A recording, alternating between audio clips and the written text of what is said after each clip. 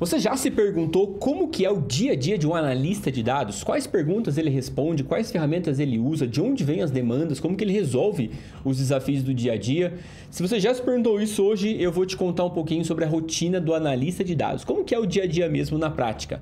Mas antes disso, seja muito bem-vindo ao canal da Comunidade DS. Eu sou o Meigro, meu nome é tão estranho quanto parece. Eu sou cientista de dados sênior há mais de 8 anos no mercado e também fundador da escola chamada Comunidade DS. E nesse vídeo aqui eu quero mostrar para você como que é o dia a dia de um analista de dados, porque eu já fiz essa tarefa de analisar dados por muitos anos na minha vida. Quando eu comecei lá em 2016, não existia a palavra ciência de dados no Brasil. E quando eu comecei a trabalhar nas empresas, eu sempre fui um dos primeiros a começar a área. Então, eu já trabalhei com todas as profissões que você imagina dentro da área de dados e consigo explicar como que é o dia a dia. Também já contratei muitos analistas, já acompanhei o crescimento de muitos analistas, enfim, consigo te explicar um pouquinho do que eu vi dentro do mercado. Se você gostou dessa ideia, se inscreve no canal, deixa seu like para saber se você gosta desse tipo de conteúdo que eu trago aqui para você. Bom, o analista de dados, ele trabalha para transformar informações brutas em insights valiosos para a empresa, certo? Isso aí é o que você lê na internet, isso aí é o que você me ouve falar aqui, mas o dia a dia de dados mesmo, a gente consegue traduzir ele da seguinte forma. O analista, ele precisa encontrar os dados. Esses dados, eles estão em bancos de dados, eles estão dentro de uma ferramenta ou de uma plataforma que a empresa tenha. Ele está dentro de um Excel, dentro de um Google Drive ou de OneDrive, enfim, está em algum lugar. Você precisa encontrar esse dado e colocar esse dado dentro de uma ferramenta que te ajude a analisar o dado. A ferramenta mais comum é o Excel. Você coloca lá uma planilha dentro do Excel e a partir dali você vai analisar esses dados.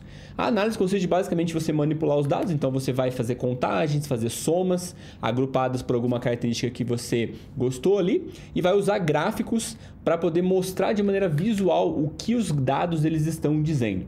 E aí, esses gráficos eles vão sendo colocados em apresentações, você apresenta isso para as áreas de negócio. E as áreas de negócio elas entendem o que o dado está dizendo através da sua análise e tomam melhores decisões. Essa é a parte básica assim, do dia a dia de um analista de dados. Não muda muito do que eu acabei de contar para você. O que muda é a ferramenta que cada empresa tem a sua e os dados que cada empresa tem a sua fonte diferente. Mas o processo de construção da análise varia pouco disso que eu acabei de contar para você. E as demandas, elas costumam chegar para o analista dependendo muito da estrutura organizacional que a empresa tem. Eu vou te dar um exemplo aqui. Existem algumas empresas que elas são organizadas de maneira hierárquica. Então, por exemplo, você tem aqui os times.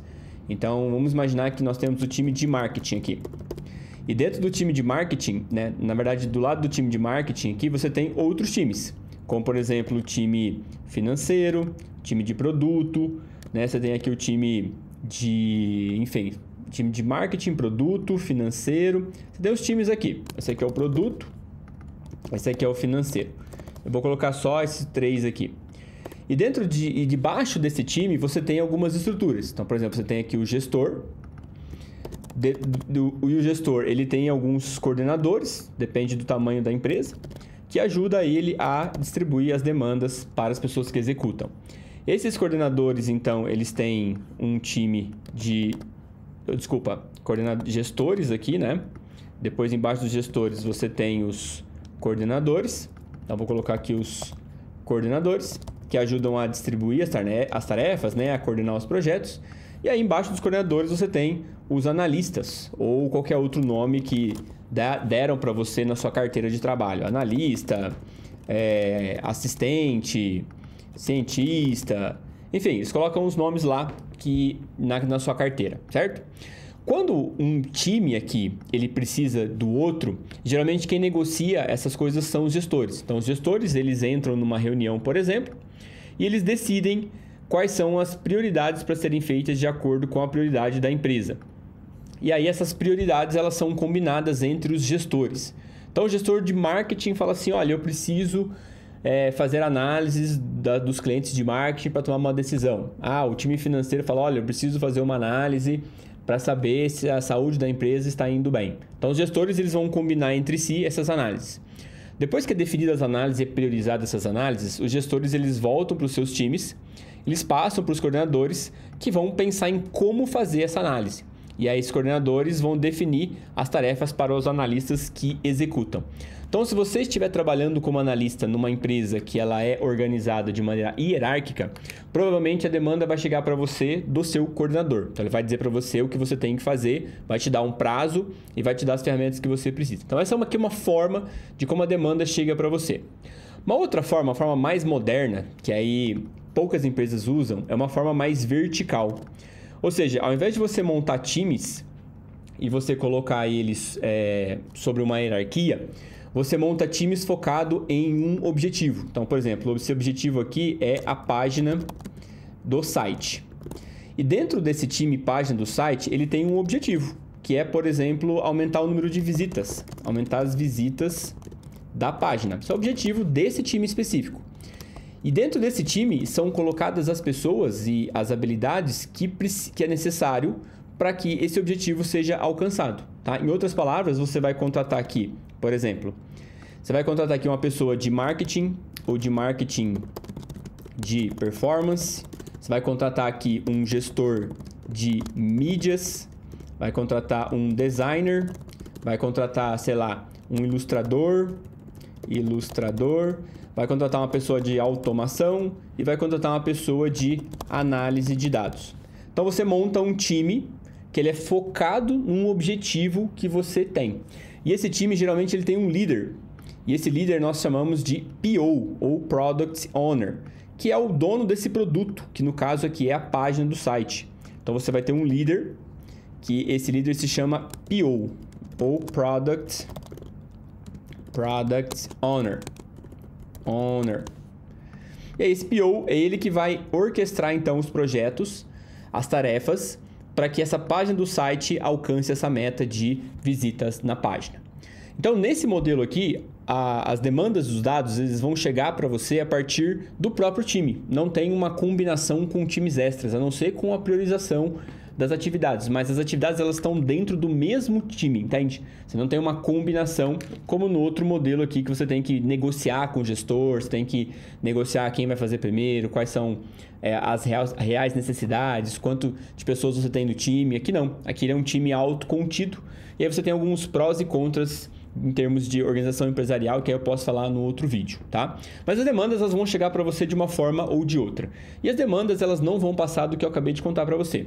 Coleta e limpeza de dados, análise dos dados, criação de painéis com indicadores e relatórios, apresentação dessas análises para as áreas estratégicas da empresa e você vai explicar, de repente, uma análise, alguma coisa assim. Então, são basicamente essas tarefas. Não vai variar muito entre essas coisas. O que varia muito depende do time que você está. Por exemplo, se você está atuando no time de marketing, então você está dentro aqui dessa estrutura hierárquica e chegou para você através do seu coordenador uma demanda para o time de marketing. Então você vai trabalhar nessa demanda para o time de marketing. Pode ser alguma coisa assim. Quais produtos estão vendendo mais e por quê? E aí, para você responder isso, você faz uma consulta no banco de dados ou puxa os dados de onde eles estiverem. Você cria alguns gráficos e faz algumas análises de vendas por produto. E aí você vai fazer esses gráficos, colocar eles dentro de uma apresentação. E essa apresentação você vai mostrar para o líder de marketing, seja para o coordenador ou para o gestor, qual é a resposta para essa pergunta que ele teve, para essa indagação que ele teve. E aí você vai mostrar o resultado, vai mostrar os insights. Então, esse é um tipo de análise muito comum, é chamado de análise descritiva, tá? Talvez você já faça isso no seu trabalho. Se você é uma pessoa, por exemplo, que lida com dados, que você analisa esses dados para você entender o que está acontecendo na sua área, você já é um analista de dados. De repente, você é um analista de dados trabalhando com logística. Então, você está dentro da área da logística, analisando os dados e ajudando o seu gerente a tomar melhores decisões com relação a isso. Talvez o que você não saiba fazer são análises um pouco mais profundas, quando as perguntas elas requerem um pouco mais de complexidade, como por exemplo, imagina que a descrição você mostrou quais são os produtos que estão vendendo mais ou menos. Você mostra isso lá para o líder de marketing e ele pergunta assim, tá, mas por que está vendendo mais ou por que está vendendo menos? Por que as vendas elas caíram na última semana? Para você responder essa pergunta, vai exigir um pouco mais de conhecimento de análise diagnóstica, tá? Então, talvez essa análise você ainda não conheça. E tem outros dois tipos de análise que poucas pessoas sabem fazer, que são análises preditivas e análises prescritivas, tá? Então, essas são as análises mais comuns que o analista de dados vai fazer no dia a dia. E para fazer elas, as ferramentas utilizadas na rotina são SQL, para você coletar os dados, Excel para você analisar os dados, montar tabelas dinâmicas, Power BI e Tableau para você criar dashboards, né, ou gráficos iterativos e mais bonitos, mais organizados, e também Python para você fazer análises um pouco mais avançadas e para você automatizar tarefas também. Python é uma ferramenta muito boa para você ou fazer análises mais avançadas, ou você utilizar técnicas mais aprimoradas, ou você até mesmo automatizar o seu trabalho, tá? Então ela é uma carreira que não exige muita matemática. Então, a matemática que você vai usar nas análises são matemáticas básicas, soma, contagem, multiplicação, divisão. Com essa matemática básica, você consegue fazer análises descritivas muito bem, que é o que a maioria das pessoas fazem. Agora, para uma análise um pouco mais avançada, aí vai requerer que você estude um pouquinho de ferramentas da estatística descritiva, né? Como, por exemplo, médias, variações ou, de repente, correlações. Então, você tem algum conjunto de métricas da estatística descritiva, ferramentas no caso, que ajuda você a fazer análises um pouco mais avançadas, mas não é necessário para você entrar no mercado. Para você entrar no mercado, ferramentas mais comuns e matemática básica você consegue. Agora, para crescer profissionalmente, aí você tem que continuar se aprimorando e continuar aprendendo, tá? A área de análise ela tem muitas boas oportunidades. É uma área onde você consegue fazer uma transição de carreira, mesmo tendo mais de 35 anos, muitas vezes não tem experiência anterior, tá? Então é uma área com uma complexidade de ferramentas bem menor quando comparada a outras profissões, como ciência de dados, e é por isso que muitas pessoas acabam escolhendo a área de dados para fazer a sua migração profissional, porque é uma área que não exige que você faça uma segunda graduação, que você volte para a faculdade e fique lá mais 4 anos estudando. As pessoas realmente que migram de carreira são pessoas que têm contato com dados no dia a dia de qualquer formação, pessoas também que têm formações avançadas como mestrado, doutorado, escolhem a área de dados para ir para o mercado e conseguir aplicar os seus conhecimentos. Então a área de dados ela é bastante aberta com relação à sua formação, com relação às experiências anteriores e também com relação à idade que você tem, certo? Na descrição desse vídeo aqui eu deixei um link de um evento que vai acontecer nos dias 27, 28 e 29 de janeiro, chamado Carreira de Alto Impacto, onde eu vou entregar um passo a passo para os interessados em como ficar pronto, se sentir confiante para aplicar para as vagas do mercado de análise de dados em 180 dias. Só que tem um limite de participantes ao vivo, tá? Porque não será no YouTube dessa vez. Então, se você não se inscrever, você corre o risco de ficar de fora.